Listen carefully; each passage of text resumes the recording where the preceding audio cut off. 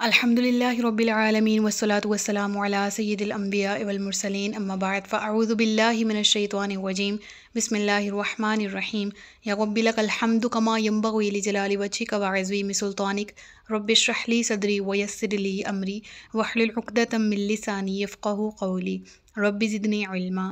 अस्सलामु अलैकुम रहमतुल्लाहि व बरकातुहू। पारा नंबर 24 सूरतुल मोमिन उर्दू तर्जुमा और तफसीर।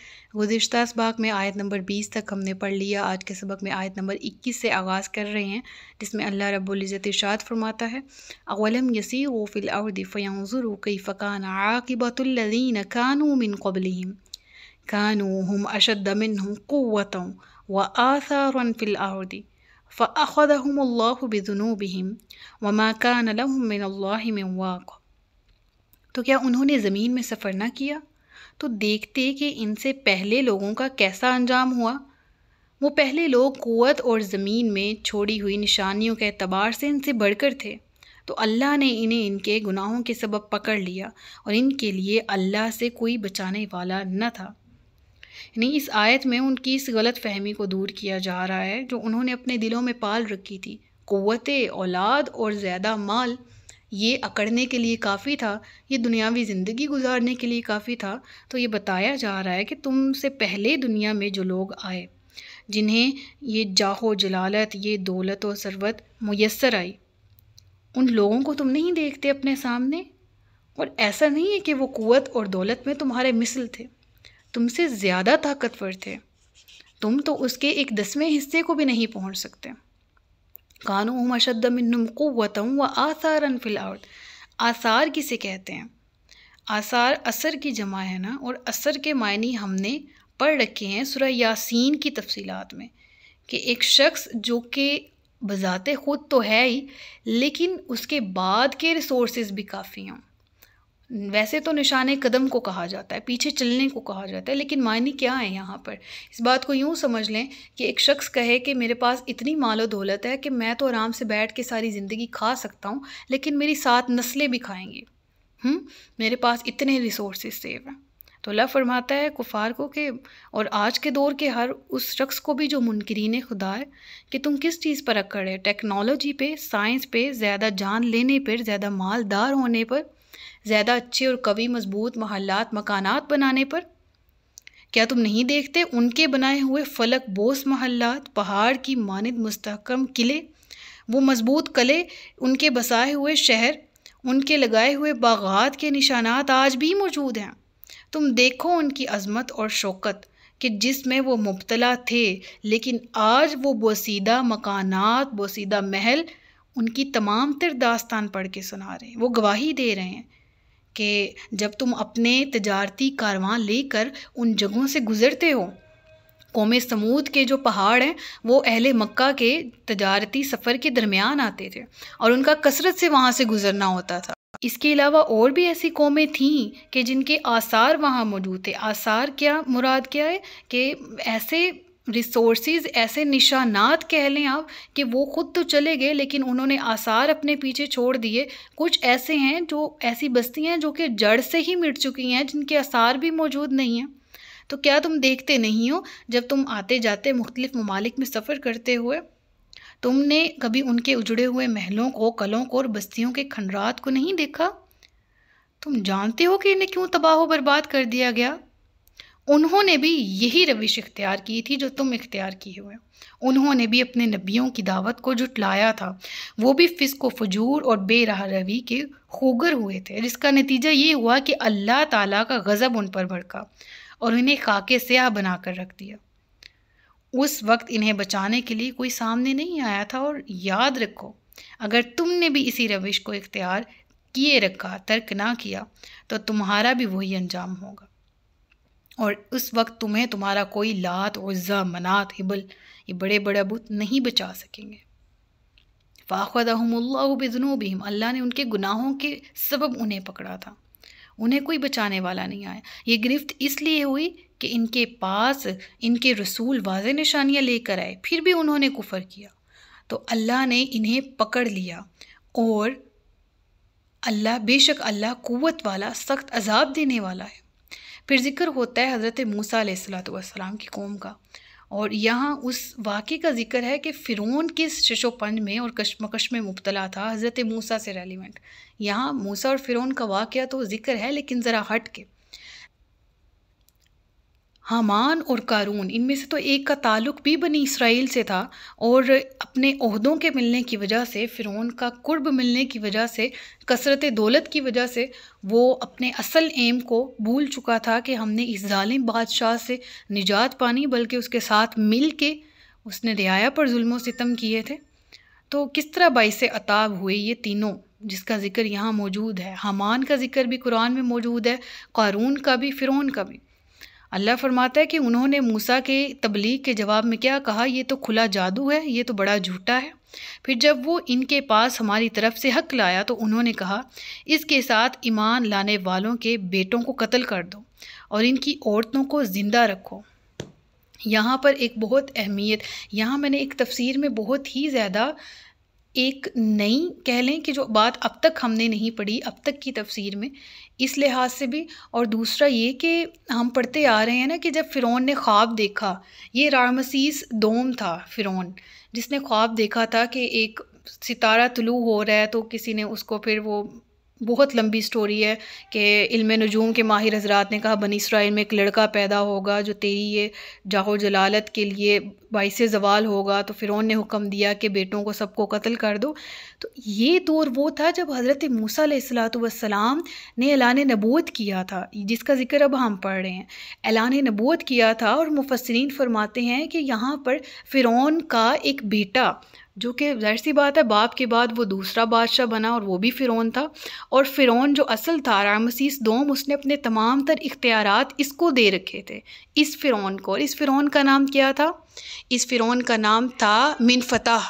और मुफस्सिरीन कहते हैं कि मिनफ़ताह यहाँ पर ये वाली तरगीब कर रहा था। अब हमने फ़िरौन के बेटे का रोल क्या था ये थोड़ा सा पढ़ लेते हैं ताकि तफसीर समझने में आसानी हो। जब हज़रत आसिया का ज़िक्र कुरान में आता है ना, मुफस्सिरीन कहते हैं कि वो फ़िरौन को देखती हैं, बच्चा पकड़ती हैं और कहती हैं कि हम इसको अपना बेटा बना लेते हैं, ठीक है, और ये हमें अनकरीब फ़ायदा देगा। तो फ़िरौन के यहाँ उस वक्त औलाद नहीं थी, तो हज़रत मूसा को उन्होंने पाल लिया। लेकिन कुछ अरसा बाद फ़िरौन के अपने घर भी बेटा पैदा हुआ। फ़िरौन मिस्र के बादशाह को कहा जाता है। उस फ़िरौन का असल नाम रामसीस दोम था, और वैसे वलीद भी कहा जाता है। और बाज़ रिवायात में आई डोंट एक्चुअली रिमेंबर इब्ने वलीद भी ज़िक्र मौजूद है। तो बहरहाल यानी रामसीस दोम तो क्लियर है। अब वो था और उसने हज़रत मूसा को बेटा बनाया था। और यहाँ जिस फ़िरौन यानी फ़िरौन अब बूढ़ा हो गया, और उसने अपने तमाम मामलात और इख्तियारात किसको दे दिए थे? मिनफ़ताह को, जो कि फ़िरौन ही कहलाता था। और वो कहीं ना कहीं हज़रत मूसा का इसलिए उनके ख़िलाफ़ सख्त कार्रवाई नहीं करता था कि बचपन में वो साथ रहे, लिहाजा वो उनको अपने बड़े भाई का दर्जा देता था। लेकिन जब उन्होंने ऐलान नबूवत किया हज़रत मूसा ने, तो इस वक्त वो मिनफ़ताह जो है वो एक शशोपंद में मुब्तला हो गया था कि अब मैं क्या करूं। ठीक है, उस सूरत में जब हज़रत मूसा तबलीग से बाज नहीं आ रहे थे, इसने एक और नया प्रोपोगेंडा शुरू किया, क्योंकि था तो ये भी चूँकि काफिर, लेकिन इसने फिर क्या किया था कि मूसा अलैहिस्सलातु वस्सलाम की कौम यानी बनी इसराइल के बेटों को कत्ल करने, ज़िबा करने का हुक्म जारी कर दिया ताकि उनकी कुव्वत टूट जाए।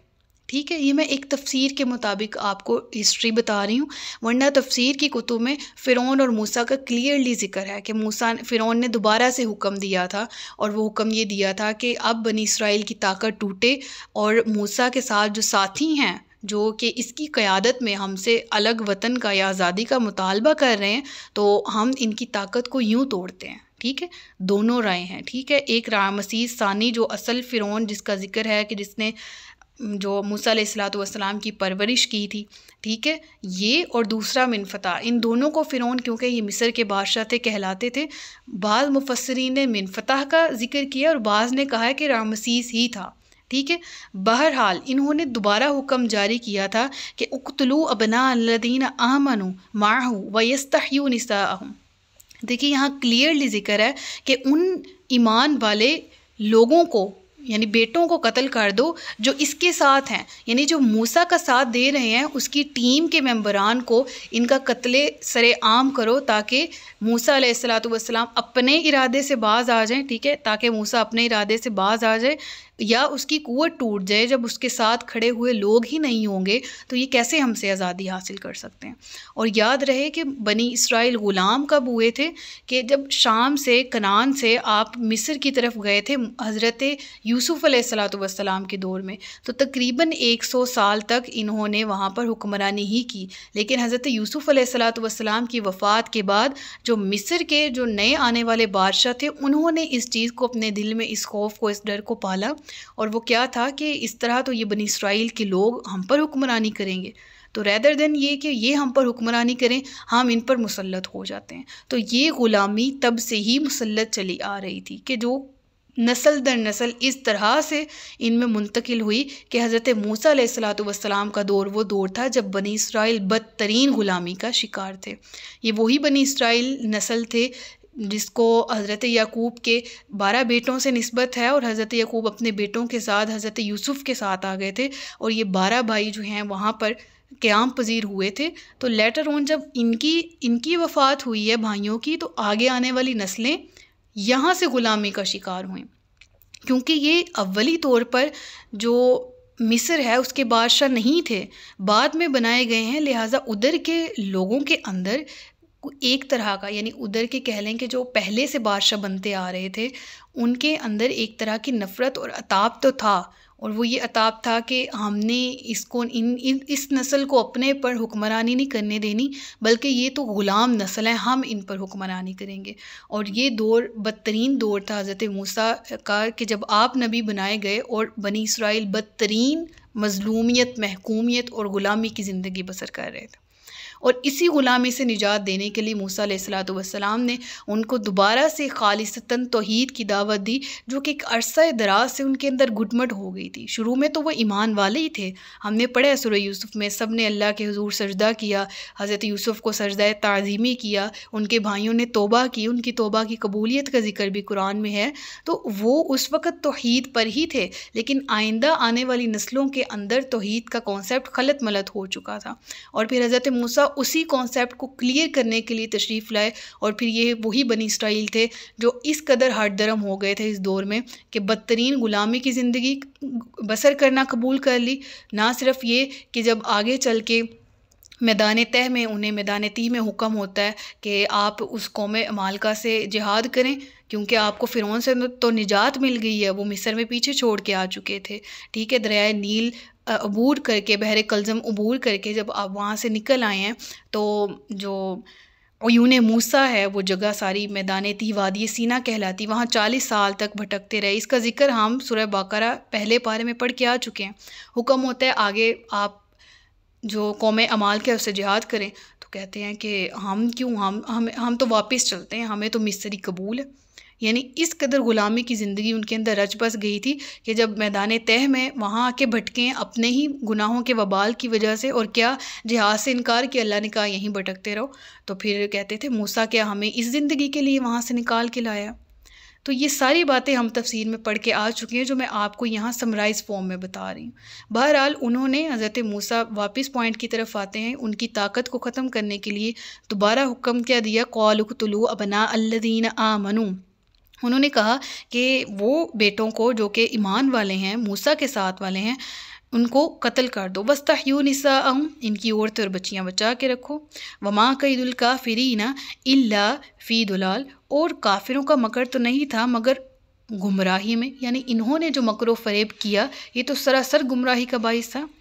वक़ाल फ़िरऔन ज़रूनी अक़तुल मूसा वलयदउ रब्बा, और फ़िरौन ने कहा मुझे छोड़ दो ताकि मैं मूसा को कत्ल कर दूँ और वो अपने रब को बुला ले, बेशक मुझे डर है कि वो तुम्हारा दीन बदल देगा या ज़मीन में फ़साद करेगा।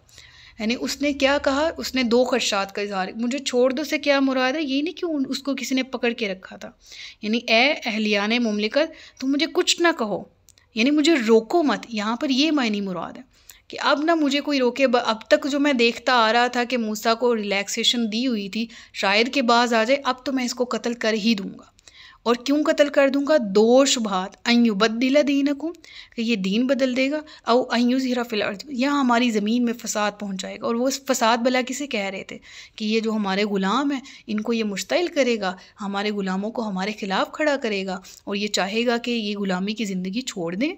ये उनके अंदर ज़मीर पैदा करेगा, और जब ये ग़ुलाम ही ना रहे तो हमारी रियाया ही ना रही, हमारी हुक्मरानी किस काम की।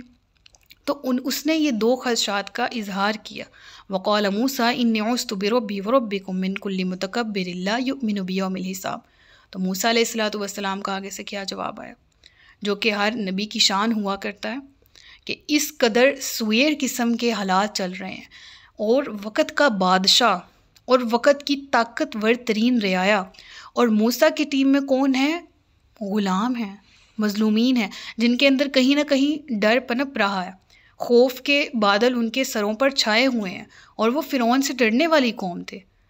लेकिन मूसा अलैहिस्सलातु वस्सलाम इन संगीन तरीन हालात में खड़े हैं और क्या कह रहे हैं। मूसा ने कहा, मैं तुम्हारे और अपने रब की पनाह लेता हूँ।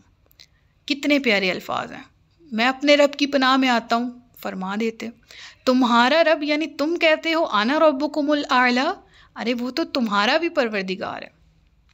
और अल्लाह के नबी हज़रत मूसा फरमाते हैं, मैं उस रब की पनाह लेता हूँ हर उस मुतकब्बिर से जो हिसाब के दिन पर यकीन नहीं रखता।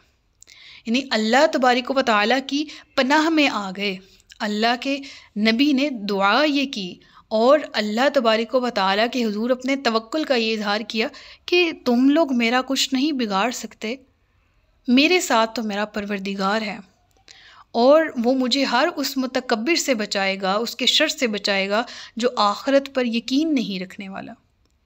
तो यहाँ पर वो सारा पस मंज़र, सारा सिनेरियो मैंने मफ़हूम के अंदाज़ में आपके सामने रखने की कोशिश की है।